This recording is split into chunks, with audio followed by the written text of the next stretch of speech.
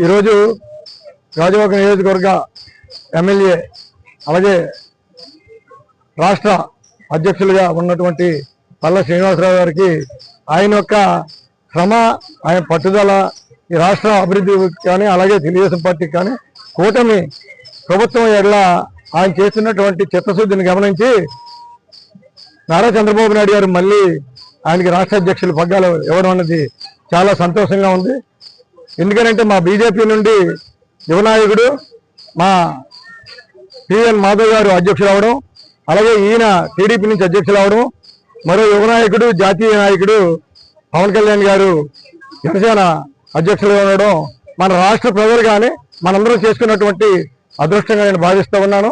దానిలో భాగంగా ఈరోజు మరలా ఆయనకు అధ్యక్షుడు అవ్వడం అంటే ఇది పదవి మాత్రం కాదు, మనందరూ ఆశించాము మంత్రి అవుతారని.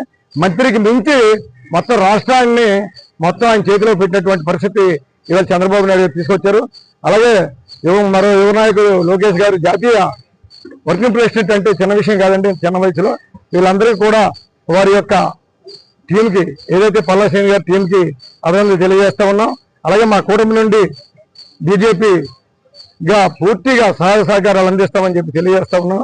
అలాగే ఈ ఆయన అభినందించిన దానిలో జిల్లా నాయకురాలు బొండా శ్రీదేవి, అలాగే మండల నాయకురాలు గణపతి వెంకటలక్ష్మి, ఇంకొక నాయకుడు గణపతి నూకరాజు, అలాగే మా యువ మోర్చా నాయకుడు గణపతి రాజేష్ కూడా ఈ కార్యక్రమంలో పాల్గొనడం జరిగింది.